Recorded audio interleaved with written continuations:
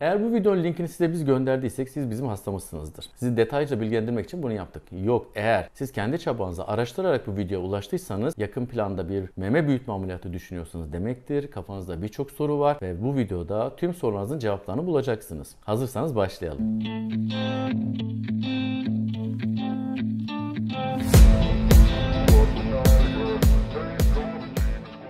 Şimdi meme büyütmeyi konuşmadan önce mutlaka meme hakkında biraz sohbet etmemiz lazım. Aslında teknik olarak son derece basit, bizim için çok hızlı yapılan, sonucu son derece yüz güldürücü olan bir ameliyattır. Ama bu ameliyatın bence en zor kısmı hastanın beklentisini çok net bir düzleme çekmek lazım. Neden? Çünkü memeler, şunu kabul etmeliyiz ki ikincil bir seks organıdır. Ve kadınlar sürekli olarak memeyi bir süt verme organı olarak konuşup sadece bunun üzerinden yürüyerek bir sonuca varmaya çalışıyorlar. Hatta bizim ülkemizde meme bile değil göğüs denir. Oysa göğüs dediğimiz şey bu kaburgalarımızın sardığı torakal bölgeye göğüs denir. Meme ise bu göğsün üzerindeki süt vermeye yarayan ve ikinci seks organı olan yapıdır. Özellikle Türkiye'de kadınlar büyürken bu ergenlik çağına girdikleri dönemde yeni tomurcaklanan göğüsleri, memeleri saklarlar, onu belli etmemeye çalışırlar. Bir utangaçlık vardır. Daha biz kendi kendimizin bedenindeki oluşan bu değişimi bile kabullenmemişken bunu toplumda diğer insanların yorumlarından saklamaya çalışırken ve bir bakıyorsunuz ki göğüsleriniz büyümemiş. Olması gereken ya da beklentilerinizin çok altında bir hacme sahip. Belli bir olgunluğa, belli bir yaşa geldikten sonra da karar verdiniz. Ben bu memeleri büyütmeliyim diye. Peki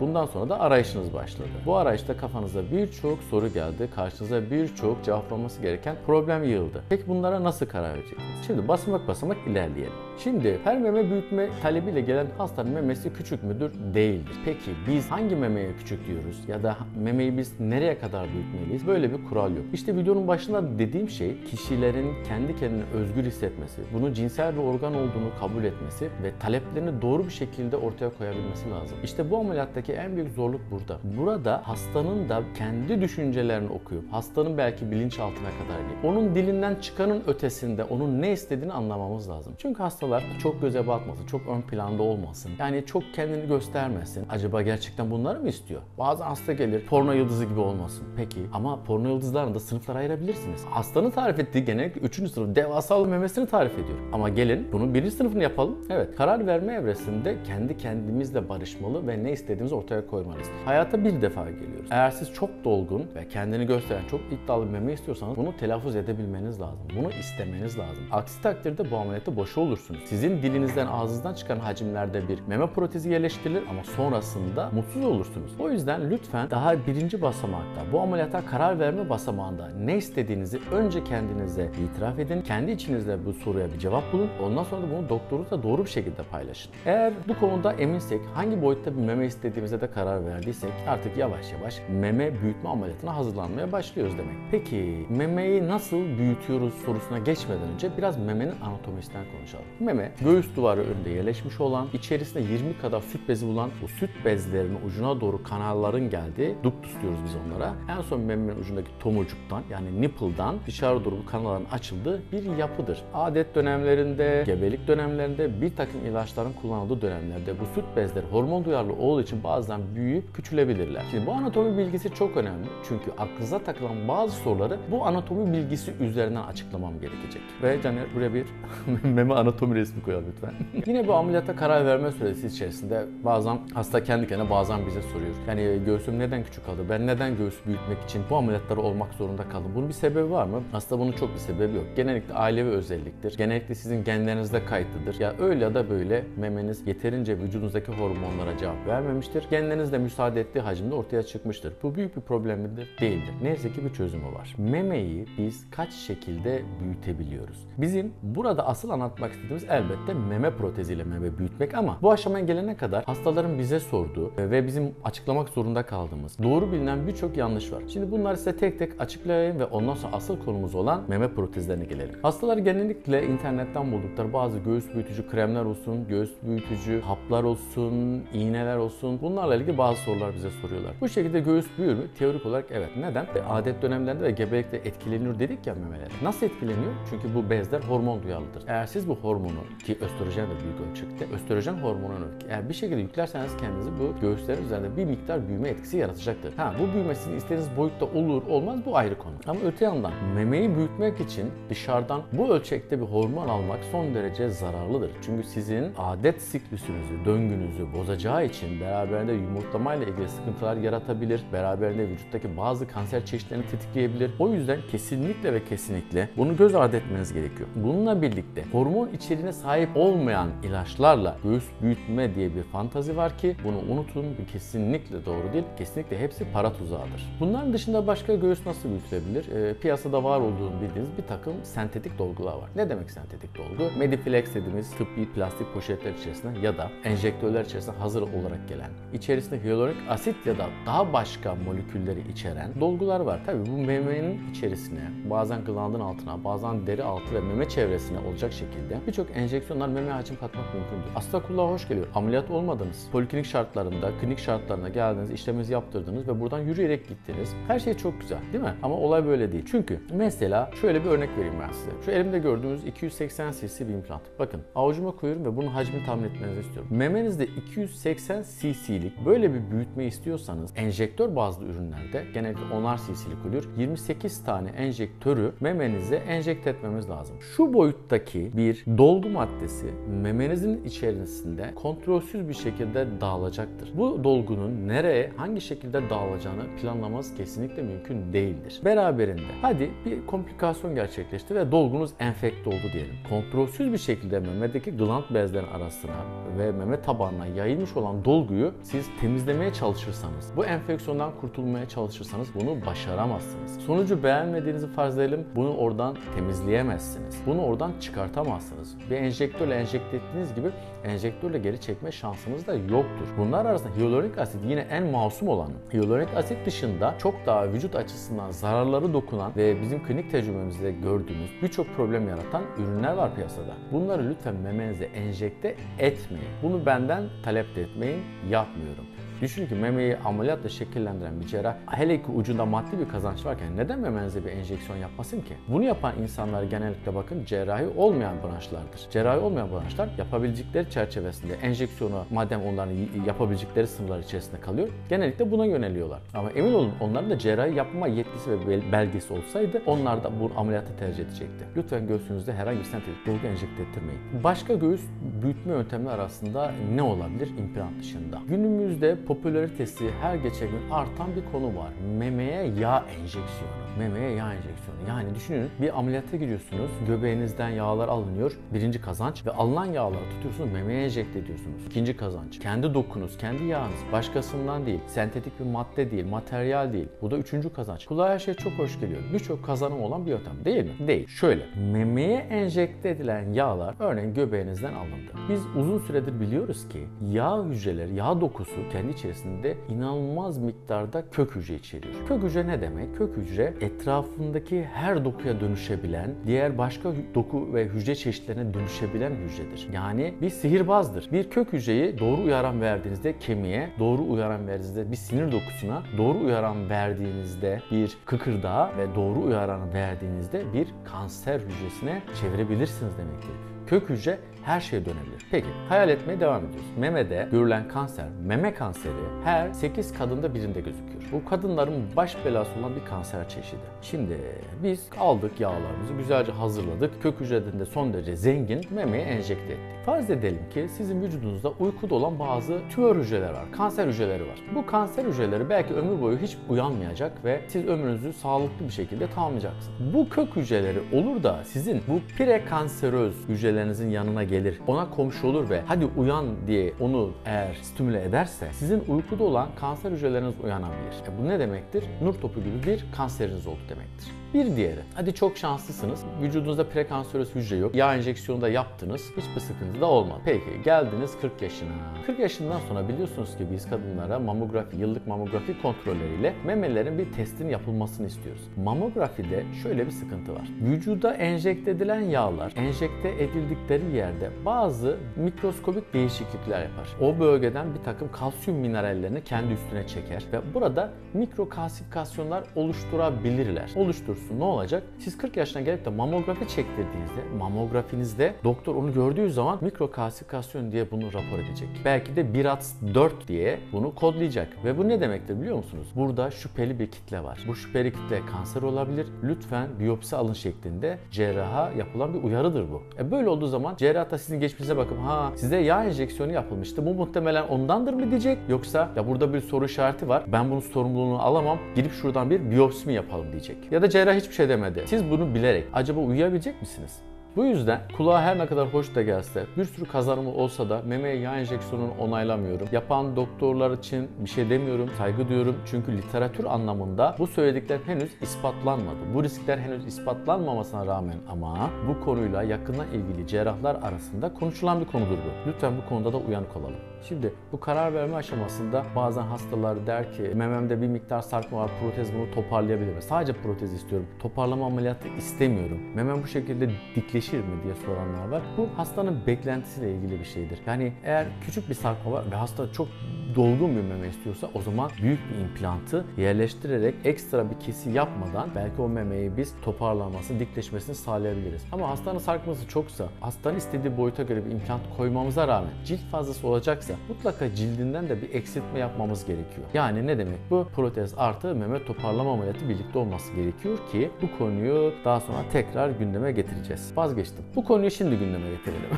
Protezle meme toparlamasından biraz söz edeyim. Şimdi temel olarak bütün her şeyi konuştuk. Memeyi nasıl büyüteceğimizi konuştuk. Bunu implant yapmaya karar verdik. İmplant koyduktan sonra memeniz çok sarkık ve deri fazlası hala var olduğuna kanaat getiriyorsa ki bunu biz muayene sırasında mutlaka sizinle konuşmuş ve bu durumu açıklamışızdır. Meme ucunuzda çünkü yükseltmemiz, fazla olan deriyi atmamız gerekiyordur. Memenizin üzerinde ekstra kesiler olacaktır. Biz buna protezle meme toparlama ameliyatı diyoruz. Buradaki kurallar, standartlar bir tık daha farklıdır ama gene bu videonun içerisinde yer alması sanki doğru gibi gözüküyor. Ne dedik? İlaçlardan uzak durduk, kremlerde hikaye dedik, bitkisel ürünler hepsi yalan dedik, dolguları reddettik, yağ enjeksiyonu kesinlikle olmaz, başka problemler yaratıyor dedik. Geriye elimize ne kaldı? Bazı hastaların dediği gibi acaba çok fazla sıkılırsa vesaire büyür mü? Hayır. Bu şekilde de meme büyümüyor. O zaman geriye kala bu silikon implantlar kaldı.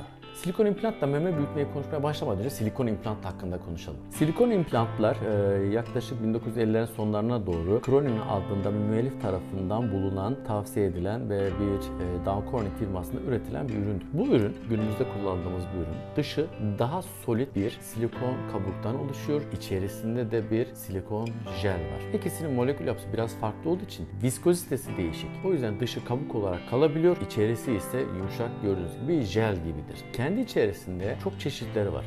Bu arada silikon olmayan implant çeşitleri de var. Onlara da geleceğiz. Ama önce silikon implantlar hakkında biraz daha detaylı bilgi vereyim. Öncelikle silikon implantları şekil olarak bir sınıflandıralım. Bakın bu gördüğünüz implant her tarafı birbirine eşit. Bu implantlara biz round implant, yuvarlak implant olarak adlandırıyoruz. Gördüğünüz gibi bir D harfi şeklinde zemini düz, üst tarafta bir kubbesi var ve bu kubbe her tarafında eşit. Diğer bir implant çeşidi ise bu gördüklerinizde anatomik implantlar. Anatomik implantlarda üst kısım ki bu memenin üst kısmı oluşacak. Üst pol diyoruz biz oraya. Daha ince, alt kısım daha oval. Gördüğünüz gibi görüntüsü damlaya benzediği için bunlara damla implant da denildiği duyulur. Genel olarak biz bunları anatomik implant olarak adlandırıyoruz. Bunun dışında silikon implantların bu kabuk dediğimiz yapıya göre de kendi içerisinde sınıflandırmaya ayrılır. Ne demek istiyoruz? Mesela bu implantın yüzeyi nispeten pürüzsüz bir implant. Buna smooth surface yani tamamen pürüzsüz yüzey olarak adlandırılırken bu implantların yüzeyine dokunduğumuzda tırtıksı bir yapı ele geliyor. Bunlara da texture ya da pürtürklü yüzeyli silikon implantlar diyoruz. İkisinin arasında mikro texture'lı bazı implant çeşitleri de elbette var.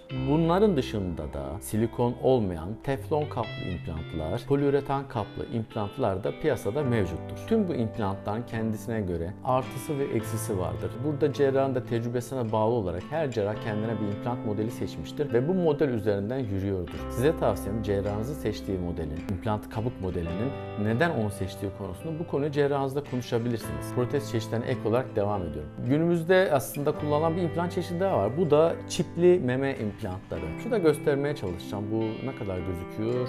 Evet.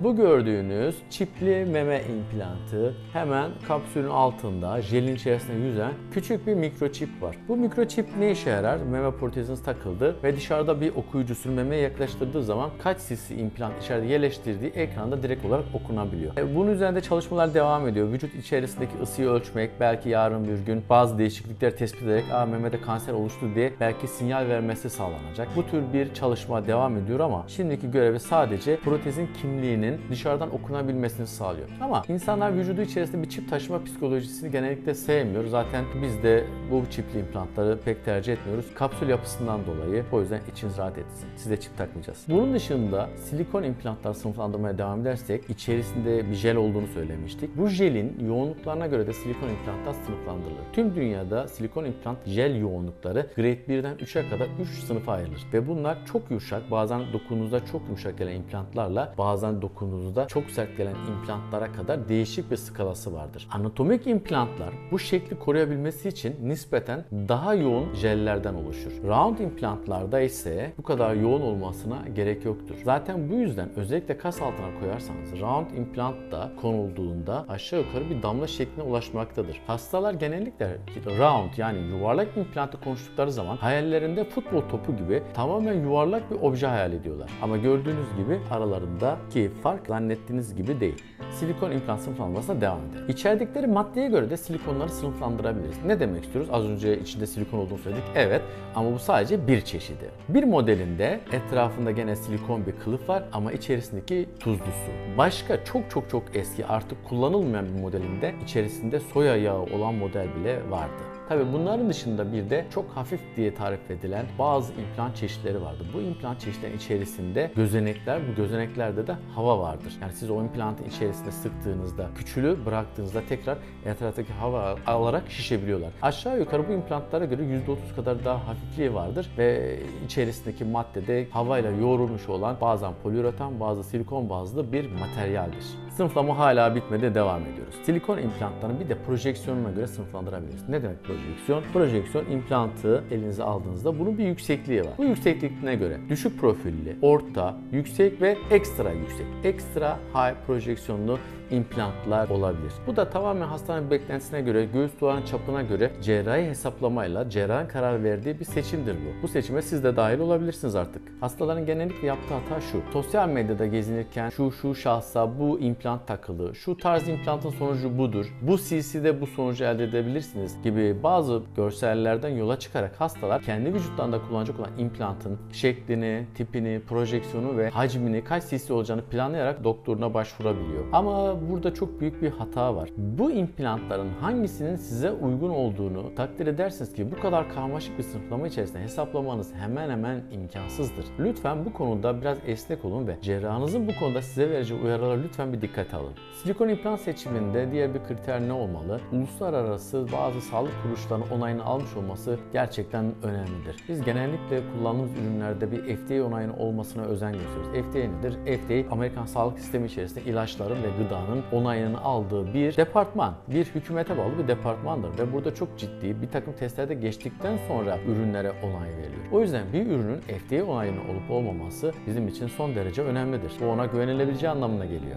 Sizden gelen bir diğer soru: silikon vücuda zararlı mıdır? Şimdi silikon jel bu kılıfın içerisinde hapsolmuştur. İnsan gözünü ya da mikroskopların genellikle fark edemeyeceği şekilde aslında bir silikon ağlaması denilen küçük sızıntılar, mikro sızıntılar zaman içerisinde oluşabilir. Bu sızıntıların insan vücudunda bir takım değişiklikler yapma olasılığı son yıllarda gösterilmiştir. Ama bu olasılıklar 500 binde 3 kadar küçük bir oranda gözüken ALCL3 denilen bir lenfoma çeşidiyle ilişkilendirilmiştir. Bu lenfoma çeşidi eğer olursa, eğer tespit edilirse sadece ve sadece silikon implantın veya kapsülün çıkartılması tamamen kür sağlayabilir. Ve görülme olasılığının düşük olması nedeniyle de dünyadaki silikon implant hatta meme büyütme trendinde herhangi bir gerileme ve yavaşlama olmamıştır. Sadece uyanık olmak, kontrolleri güzelce yapmak, takipte kalmak önemlidir. Bu konuda ne dediğimi şöyle açıklayayım. Uzun bir süreden beri meme protezleri sonrasındaki bakımlarımız ve takiplerimiz konusunda bazı protokolleri değiştirdik. Artık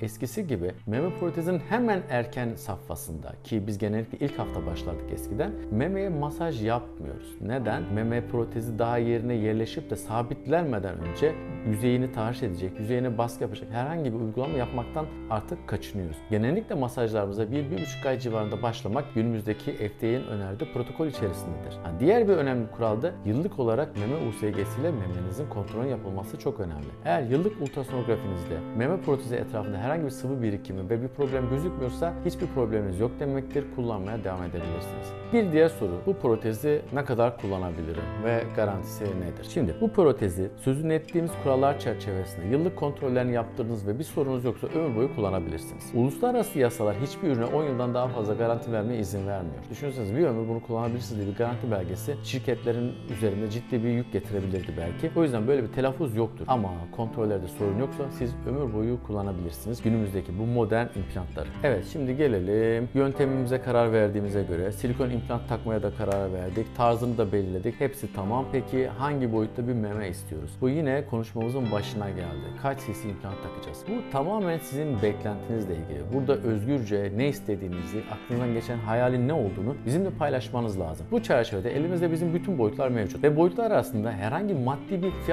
bir fark da yok. Hepsinin fiyatı aynı. O yüzden sadece siz beklentinizi bize söyleyin. Eğer vücudunuz da bunu kaldırabilecekse biz o implantı size yerleştirebiliriz. Bir diğer meşhur soru, hiç vazgeçilmeyen soru ve önemli bir soru. Meme büyütme ameliyatından sonra acaba süt verebilecek miyim? Cevabı kesinlikle ve kesinlikle evet. Başta meme ile ilgili biraz anatomik bilgi verdim. Ne dedim? Burada göğüs ön duvarında pektoral kasımız var biliyorsunuz. Bu kasın üzerinde 20 tane kadar süt bezi. Bu süt bezlerinden küçük duktuslar hemen geliyor nipple'da birleşip dışarı açılıyor dedik. Biz protezi süt bezlerinin de arkasında kasın altına yerleştiriyoruz. Aslında teknik olarak dual plan dediğimiz plana yerleştiriyoruz. Bu plan kas dokunuz büyük ölçüde implantı örtecek demek. O zaman süt bezleriniz nerede kaldı? Hepsi kasın üzerinde. Kanallarınız onun üstünde. Derken özetle sizin süt verme mekanizmanızı biz ameliyatta görmüyoruz. Onlarla hiçbir temasımız yok. O yüzden süt verme kapasiteniz sizin bu ameliyattan sonra bir damla bile azalmayacak demektir bu. Bütün protez çeşitlerini bildiğinize göre hangi protezi niye seçiyoruz biz? Biz kliniğimizde genellikle pürtüklü, yüzeyli implantları tercih ediyoruz. Neden biliyor musunuz? Meme protezi, meme büyütme ameliyatlarında en büyük sıkıntılardan ve korkulardan bir tanesi kapsül kontraktürüdür. Ne demek o? Vücudumuz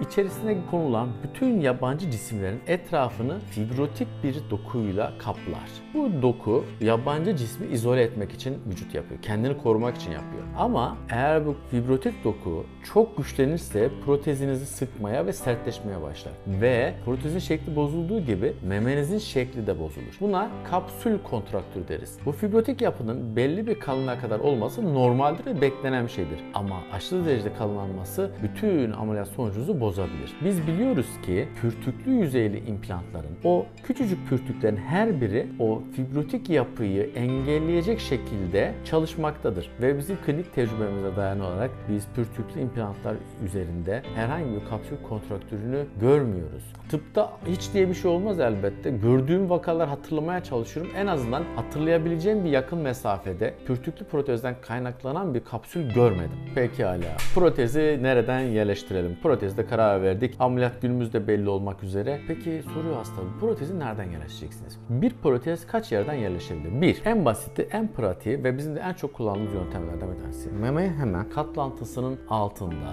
3,5-4 santimlik küçük bir kesiden kibarca bu protezi yerleştirebilir ve estetik olarak böyle kapatılabilir. 2. Memenin areola dediğimiz o renkli kısmıyla cildin birleştiği yerde küçük bir kesi yapılarak buradan da meme ucundan da protez yerleştirebilir. Üçüncüsü, koltuk altından yapılacak olan koltuk çizgilerinize paralel bir kesiyle gerileyip meme protezi yerleştirilebilir. 4. Göbek deliğinizden yapılacak küçük bir kesiyle oradan içi boş bir implant çeşidi memenin altına yerleştirilip daha sonrasında içerisi serum fizyolojik yani tuzlu suyla şişirilip portu çekilerek içeride bırakılabilir.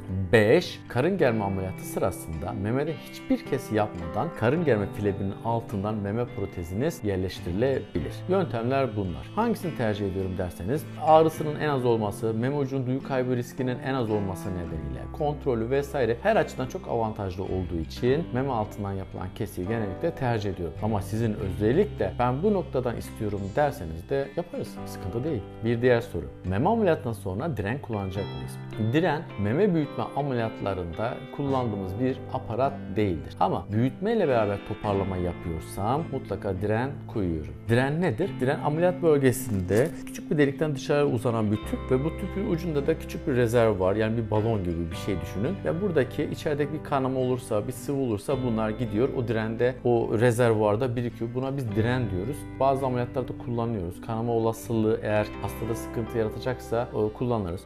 Meme protezi kanayabilir mi? Meme protezi de bir miktar kanayabilir. Bunu çok önemsemiyoruz çünkü dokuda bir dolaşım problemine neden olmaz. O yüzden boşu boşuna diren konulmaz. Diyeceksiniz az da olsa kanama varmış, bak niye diren koymuyorsun?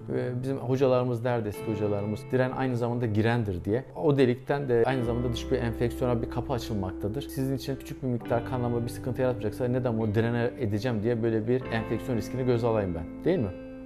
Diğer bir konu geliyor. Peki meme protezini karar verdik, meme alttan koyacağız ya da her nereden koyacaksak kasın üstüne mi koyacağız, altına mı koyacağız? Aslında büyük ölçüde kasın altına koyacağız. Neden derseniz her ne kadar pürtüklü implantlar kullansak da kas üzerine konulduğu zaman gene o kapsül kontraktür oluşma riski küçücük de olsa mevcut ve kas altına koymak demek bir implantı. Bu pektoral kasın tam altına yerleştiriyorsunuz.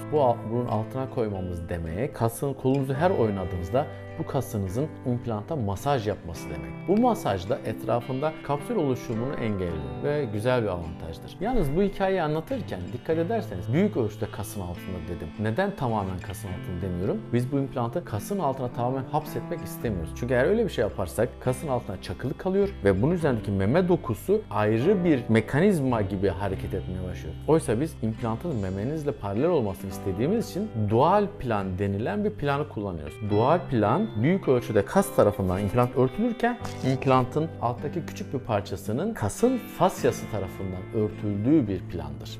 Literatürde subfasya denilen bir plan da vardır ki o kasın altına da konmuyor. İşte meme dokusunun altına da değil, kasın zarının altına koyduk diye tarif edilen bir yöntemdir. Bu yöntemi uzun süre deneyimledim ve bunun meme altı subglandüler koymaktan çok bir fark olduğunu düşünmüyorum. O yüzden dual plan şimdiye kadar denediğimiz, gördüğümüz en güzel plandır. Meme son derece doğal. Siz tamamen memeyi esnetebiliyorsunuz. Görüntü anlamında da her şey doğal gözüküyor.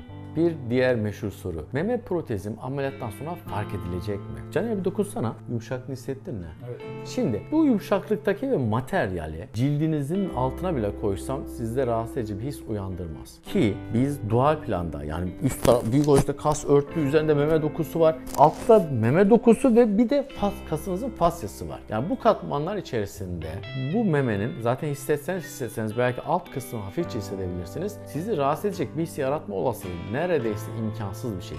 Hiç meme, sıfır meme, hiç meme yok ve incecik bir derinin altına düştüyse bu alt kısım belki bu implantın kendi yumuşaklığını hissedebilirsiniz. Ama bu da son derece yumuşak ve zaten meme kıvamında olduğu için bu sizde bir rahatsızlık yaratmayacak ve anlamayacaksınız bile. Meme ameliyattan sonra kaç beden olacağım? Şimdi hasta geliyor 85 mi hocam 90 mı 95 mi? Bir kere bu yanlış. Fransa'da yapılan bir çalışmada Fransız kadınlarının %85'inin sütyen ölçülerinin nasıl hesaplandığını bilmediğini ortaya koymuşlar. Kaç beden olacağım? Sizin aslında göğüs duvarınız değişmeyecek. 80'seniz 80 kalmaya devam edersiniz. 90'sanız 90 kalmaya devam edersiniz. Sadece 80, 85, 90 diye göğüs ölçüsü tarif edemezsiniz. Bu yanlıştır. Çünkü burada aslında iki tane ölçü var. Bunlardan bir tanesi sizin iskeletiniz. Bu ameliyatta iskeletiniz değişmiyor. İkincisi memeniz. Memeleri de cup size yani fincan ölçüsü denilen. Bunlar fincan olarak kabul ediliyor. A, B, C, D, E gibi harflerle ifade edilen bir sistem vardır.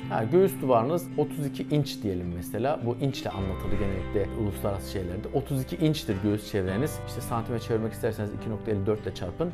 Üzerinde de atıyorum C cup size. Siz ne oldunuz? 32 C'sinizdir. C, A, B, C sizin meme bu hacminizi gösterir. 32-40 diye söz edilen şey de göğüs duvarınızın çevresinin inç cinsinden değerdir. Her inç artışında harf olarak değerler yavaş yavaş yükselir. Sütyen ölçüsü bu şekilde hesaplanıyor. O yüzden biz sizin göğüs duvarınızı değiştirmeyeceğiz. 32 iseniz çubuk kalmaya devam edeceksiniz. Ama nedir? A kap sayınızı tutacağız, belki C yapacağız. Bizim tavsiyemiz nedir? Hastalar biz genellikle C civarında bir boyutu tavsiye ederiz. Hasta biraz daha iddialı olsun derse o zaman C-D arası diyoruz. Ama çok göze batsın derse D. Daha küçük istiyorum diyen hastada bile B ile C arasını biz öneriyoruz. Şimdi birçok detay konuştuk. Bu detaylar doğrultusunda meme büyütme ameliyatına karar verdik. El sıkıştık. Ne yapıyoruz şimdi? Fotoğraflarınızı çekiyoruz. Ameliyat öncesi bizim bir dokümantasyonumuz var. Fotoğraflarınız çekilir. Ameliyatın maddi portföyüyle ilgili bir anlaşma gerçekleştirilir. Ondan sonra hastanemizden organizasyonlarımız yapılır ve buradan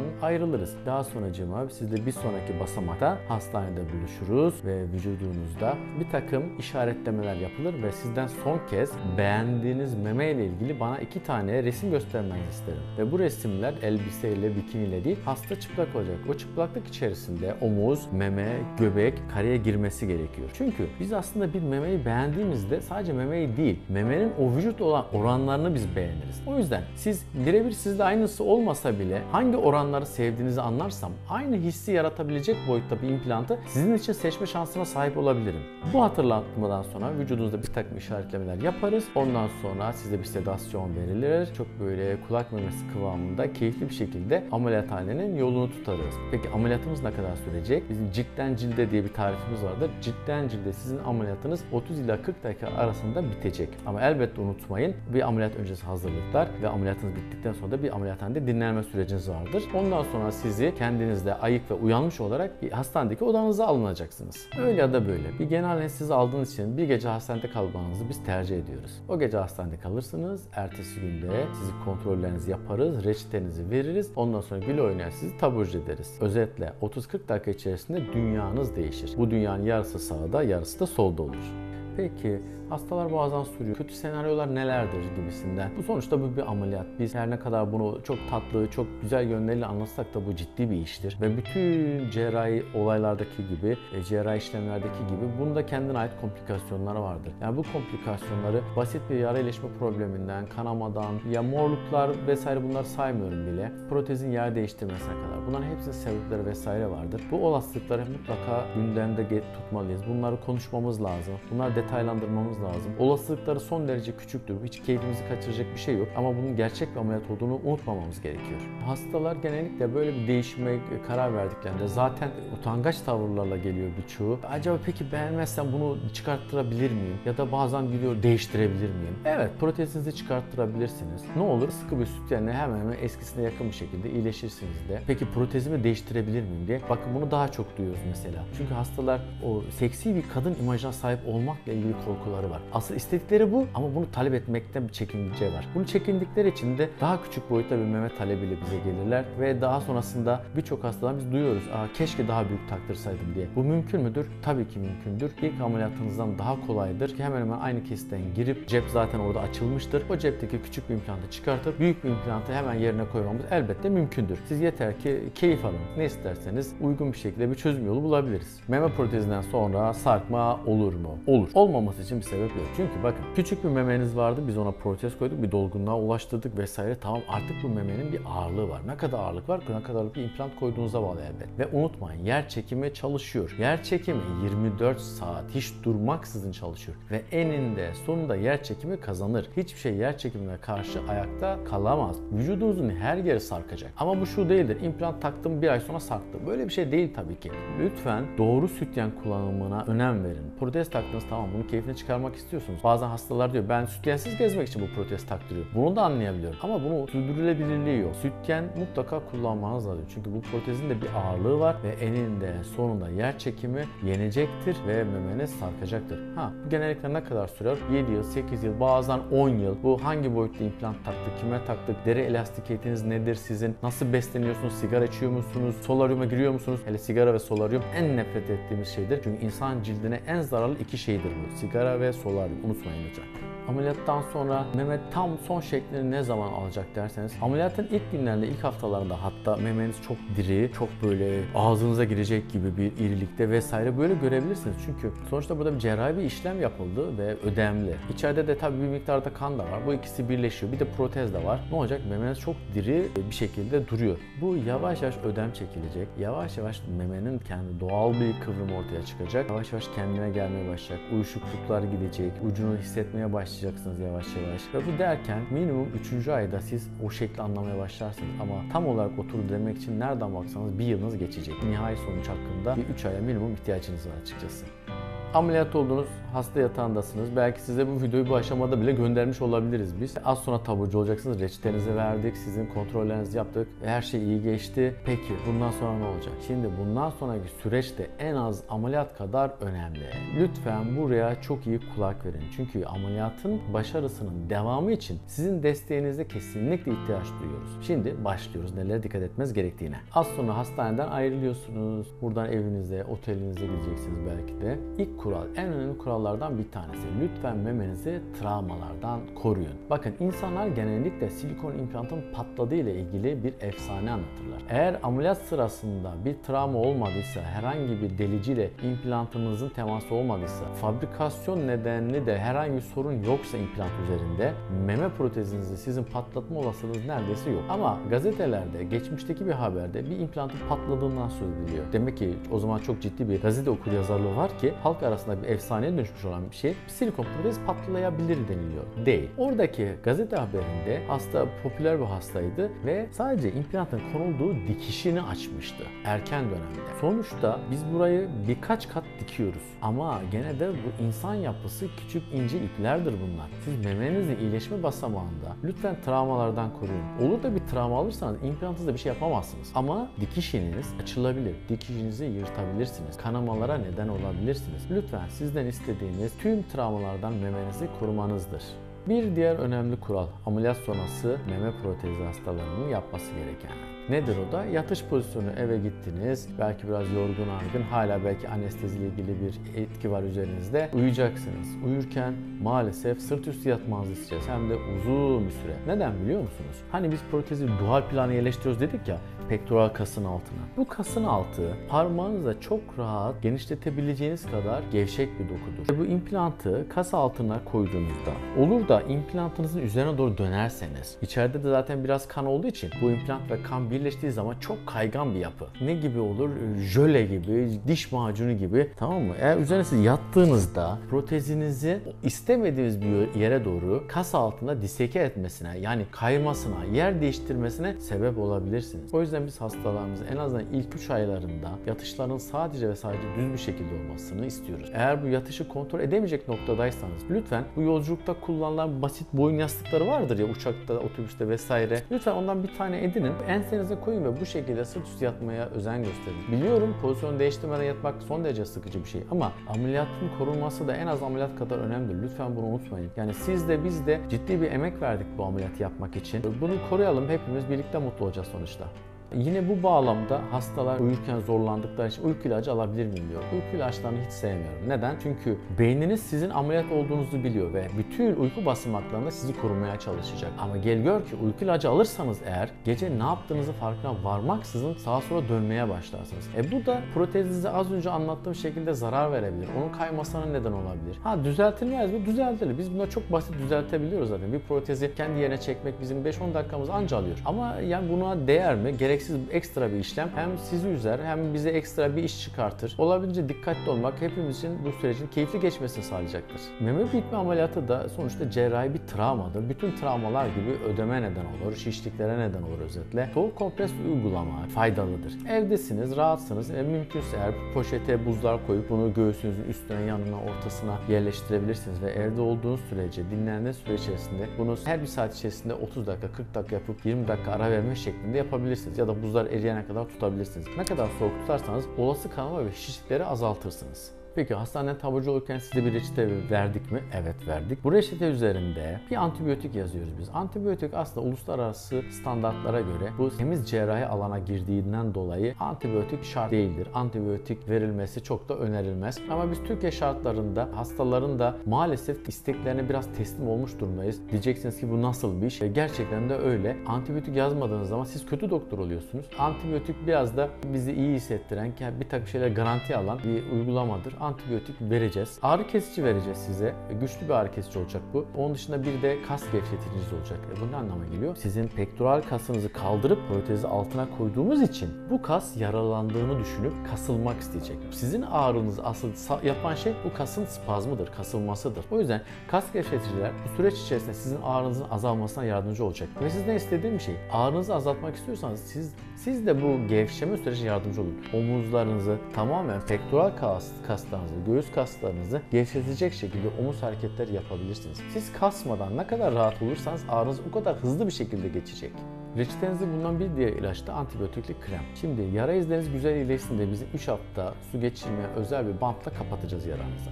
Bu bant çıktıktan sonraki hafta içerisinde yaranızın üzerine özellikle ilk duşa girdiğiniz dönemlerde antibiyotikli krem sürmenizi isteyeceğiz. Bu antibiyotikli kremi günde 2 defa kullanmanız yeterlidir. Banyo yapacaksanız banyodan önce sürüp banyonuzu ilk hafta kısa tutup çıkışta fönle kurutup aynı antibiyotikli kremi tekrar sürmeniz iyi olur. Yine bu antibiyotik kullandığınız bir haftadan sonra iz geçirici bir krem size önereceğiz. Bu iz geçirici kremi yara üzerine masajla sürmeniz gerekecek. Peki izlerinizi daha iyi hale getirmek için başka önerileriniz olacak mı? Evet, olacak. Bu sizin yaşadığınız coğrafyaya bağlı olarak bazen silikon yara örtüleri, bazen silikon jeller vererek yara izinizin görünürlüğünü çok daha iyi hale getirmek için uğraşacağız. Ki yara izi zaten topu 3,5-4 santim estetik anlamda mükemmel dikilmiş küçücük bir kesi olacak. Gene deniz havuz. Evet, memeler büyüdü. Bir denize ne zaman girebilir? Meşhur sorumuz. Şimdi denize girmek için yaklaşık olarak şöyle 1-1,5 ay kadar bir sürenin geçmesini istiyoruz. Çünkü deniz suyu tuzludur. Oraya girdiğinizde bir takım maserasyonlar olabilir. Yara izlerinizin daha güzel iyileşmesi açısından 1,5 ayınızı lütfen tamamlayın. Havuzda aynı şekildedir. Yalnız burada size şöyle bir şey söyleyeceğim. Hanımlar genellikle bronzlaşmak açısından bikini izleri oluşmasın diye ultraviyole geçiren bikiniler tercih ederler. Aslında kaliteli markalar da ultraviyole geçiren bikiniler önermektedir. Biz önermiyoruz. Lütfen bu ameliyatta olduysanız yara izinize özellikle ultraviyole gelmeyecek şekilde, kalitesi daha düşük de olabilir, ultraviyole ışığı geçirmeyen bikinileri kullanmak için hazırlık yapın bu yaz. Çünkü böyle bir bikini giyeceksiniz. Ya da diğer bir seçenek, yaranızın üzerine bir yara bandı yapıştırırsınız. Ondan sonra onun üzerine istediğiniz bikiniyi giyebilirsiniz. Güneş ışınının özellikle ilk yıl yaranıza temas etmesini istemiyoruz. O yara izinin renginin koyulaşmasına neden olabilir çünkü. Peki bu bağlamda güneşteki ultraviyolden söz ettiğime göre tabii ki solaryumda da bu aynı şeyden geçerli olduğunu zannedersem söylememe gerek yok. Solaryum yasak. Banyo konusu, ameliyattan çıktınız, su geçirmeyen bir takım yara örtüleri var. Bunları yapıştırarak banyonuzu hemen yapabilirsiniz. Bununla ilgili bir sıkıntı yok. Herhangi bir şey yapıştırmadan banyo yapmak için bizim o kapattığımız özel bantları 3 hafta sonra açıyorum ben. Şimdiki uygulamam böyle, yıllardır da böyle yapıyorum. 3 hafta oraya su teması yaranıza istemeyeceğim. Gelelim sigara ve alkol konusuna. Sevgili hastalarım, şimdi sigara yara iyileşmesi üzerine gerçekten çok ciddi problemler yaratıyor. Evet, meme büyütme ameliyatı teknik anlamda kolay ve doku dolaşımını olumsuz yönde etkileme olasılığı da son derece azdır. Ama yara iziniz daha güzel olabilir. O yüzden sigara konusunda lütfen dikkat edin.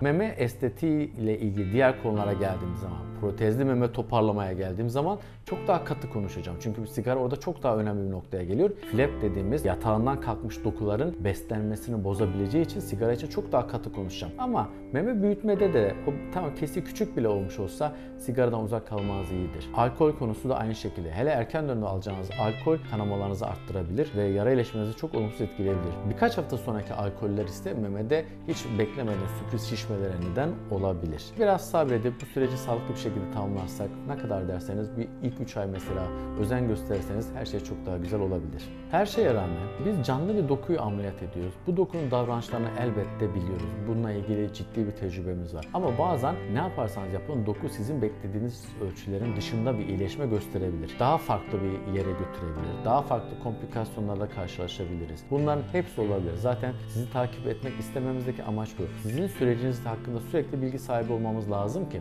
olası problemleri eğer önceden fark edersek daha bu problemler büyümeden önce çözme şansına sahip olabiliriz. Ve bir diğer soru, Caner hatırlattığınız için teşekkürler. Hastalarımızın sorduğu diğer bir soru. Ameliyattan sonra sonra cinsel ilişkiye ne zaman girebiliriz diye. Şimdi düşünün ki gebe insanlarda bile kadın doğum uzmanları hangi pozisyonlarda seks yapabileceklerine dair bilgiler veriyorlar. Meme protezinde de bunu yapabilirsiniz. Bunun için bir zamanlamamız, bir sınırlamamız yok bizim. Tabii ki hastaneden taburcu oldunuz, hastane olmaz. Hastaneden taburcu olduktan sonra cinsel ilişkinize kaldığınız yerden devam edebilirsiniz. Sadece istediğimiz ne? Memeler iyileşene kadar bize ait. Lütfen onlara dokunmayın. Ve gelelim en önemli kurala. Öyle ya da böyle. İkimizin aynı tarafta olduğunu lütfen unutmayın. Siz buradan her ne kadar güzel bir sonuç alıp güzel bir memeyle ayrılmak istiyorsanız da ben de sizle aynı fikirdeyim. Güzel bir meme sonucu alın. Bundan keyif alın. Bundan mutlu olun. Bunu insanlara gösterin. Bunu insanlara anlatın. Bunu sizden daha çok istiyorum. Ve lütfen biz aynı takımda olduğumuz için herhangi bir problemde, yaşadığınız darbede, travmada, üstüne yattığınız durumlarda bunu bizimle paylaşın. Çünkü nedenlerini bildiğimiz zaman bunlar çözmemiz daha kolay olur. Hastalar genellikle bu konuda yalan söylüyor. Çok net olarak söylüyor. Bunun ismi yalandır. Neden? Çünkü bir problem ortaya çıktığı zaman bunu birine yıkmakla ilgili bir dürtü var. Bu yanlış bir dürtüdür. Meme protezi hastalarında en çok gördüğümüz şey hastaların özellikle uykuda farkında olmadan memenin üstüne yatmasıdır. Ve bunu da hastalar çok daha sonradan itiraf ediyorlar. Üstüne yatarsanız proteziniz yer değiştirir. Bu kadar basit. Bu protezi açtığımız cebi biliyoruz. Nereye koyduğumuzu da biliyoruz ve protezin orada durmaması için bir sebep yok. Ama üstüne yatarsanız bu protez yer değiştirir. Sorun mudur? Büyük bir sorun değildir. Elbette bu düzeltilebilir. Elbette küçük bir müdahale bunu yerine oturtabiliriz. Ama hastaların mutlaka aklında tutması gereken şey. Hasta ve doktor aynı takımın oyuncusu. Lütfen bunu aklınızdan çıkartmayın. Ve bizimle her zaman doğruları paylaşın. Biz sizin iyiliğinizi istiyoruz. Çünkü siz ne kadar mutlu olursanız biz de o kadar mutlu oluyoruz. Bunu lütfen aklınızdan çıkartmayın. Hepinize şimdiden geçmiş olsun diyorum. Kendinize dikkat edin. Umarım sizler için faydalı bir video olmuştur. Evde keyifli dinlenirken videonun da sonuna geldiğimize göre lütfen kanalımıza abone olun. Çünkü daha birçok video gelecek. Sizlere aydınlatmaya, bilgilendirmeye devam edeceğiz. Bu arada bu video ile ilgili sorularınız varsa lütfen aşağıya yazın ki bu sorulardan derlenmiş yeni bir video daha yapmayı düşünüyoruz. Sonuçta bizim de aklımıza gelmemiş olan bazı detaylar olabilir. Bunları bize siz söyleyeceksiniz. Kendinize çok iyi bakın. Görüşmek üzere. İyi oldu mu? Oldu.